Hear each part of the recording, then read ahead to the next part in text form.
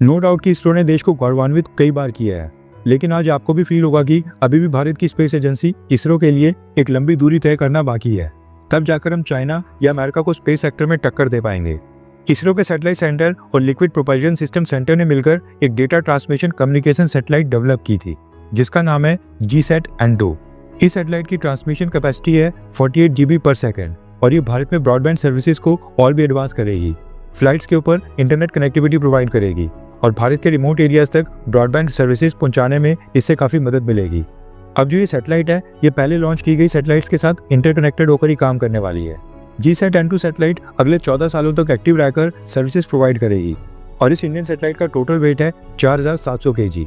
अभी जो भारत की सैटेलाइट है, इसको भारत की स्पेस एजेंसी इसरो ने खुद ही लॉन्च ना करके इसको लॉन्च करवाया अमेरिका की प्राइवेट स्पेस एजेंसी SpaceX से, जिसके मालिक हैं इलॉन मस्क। और आज सुबह ही SpaceX ने भारत की GSAT-N2 सैटेलाइट को लॉन्च किया है। न्यूज़ निकल कर आ रही है कि भारत ने सैटेलाइट का लॉन्च करवाने के लिए इलॉन मस्क की कंपनी SpaceX को 60 से 70 मिलियन डॉलर्स के बीच में पे किए हैं, यानी कि इंडियन करेंसी में तकरीबन 500 करोड़ रुपए के आसपास। अब सोचने वाली बात है कि जब भारत की स्पेस एजेंसी इसरो दुनिया के कई सारे देशों की सैटेलाइट्स को लॉन्च करने का कॉन्ट्रैक्ट लेती है, तो फिर इस बार भारत ने अपनी सैटेलाइट अमेरिका की एक प्राइवेट कंपनी से क्यों लॉन्च करवाई? क्या ये भारत की मजबूरी थी या फिर भारत का स्ट्रेटेजिक मूव? दरअसल सारी प्रॉब्लम स्टार्ट होती है सैटेलाइट के वेट से। अब जो ये भारत की GSAT-N2 सैटेलाइट थी, इसका वेट था 4700 kg का, और जो भारत की स्पेस एजेंसी इसरो का सबसे advanced GSLV Mark 3 launch vehicle है, जिसको सैटेलाइट्स के लॉन्च के लिए इस्तेमाल किया जाता है, वो 10,000 kg के वेट वाली सैटेलाइट्स को लॉन्च करने में कैपेबल है। लेकिन यहाँ पर भी एक बहुत ही बड़ा कैच है। अब जो भारत का GSLV Mark 3 लॉन्च व्हीकल है, इसकी जो 10,000 kg के वेट वाली सैटेलाइट्स को लॉन्च करने की कैपेसिटी है, वो बस लो अर्थ ऑर्बिट यानी कि धरती की निचली कक्षा में है। सैटेलाइट लॉन्चेस के लिए अर्थ के ऑर्बिट को डिस्टेंस यानी कि दूरी और रेंज के ऊपर कई भागों में डिवाइड किया जाता है। सबसे निचले स्तर के ऊपर होता है लो अर्थ ऑर्बिट, जो कि 2000 किलोमीटर की दूरी तक का होता है। उसके ऊपर मीडियम अर्थ ऑर्बिट आता है, जो कि 20,000 किलोमीटर की दूरी तक होता है। एंड उसके भी ऊपर 35,000 किलोमीटर की रेंज को जियो स्टेशनरी और जियो सिंक्रोनस ऑर्बिट किया जाता है।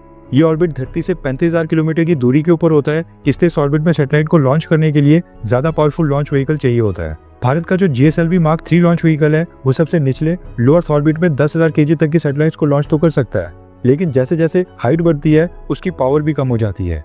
और सेम GSLV Mark 3 व्हीकल, इसको जब जियो स्टेशनरी या जियो सिंक्रोनस ऑर्बिट में सैटेलाइट को पहुंचाना होता है, तो इसकी पेलोड कैपेसिटी 10,000 kg से कम होकर 4,000 kg तक पहुंच जाती है। यानी कि जियो स्टेशनरी और जियो सिंक्रोनस ऑर्बिट में केवल 4,000 kg तक की सैटेलाइट्स को लॉन्च कर सकता है, और जितनी भी कम्युनिकेशन सैटेलाइट्स होती हैं, उनको जियो स्टेशनरी ऑर्बिट में लॉन्च किया जाता है। अब जो इस बार भारत की GSAT-N2 सैटेलाइट थी, उसका वेट 4700 kg था, और ये GSLV Mark 3 की कैपेसिटी से 700 kg ज्यादा था।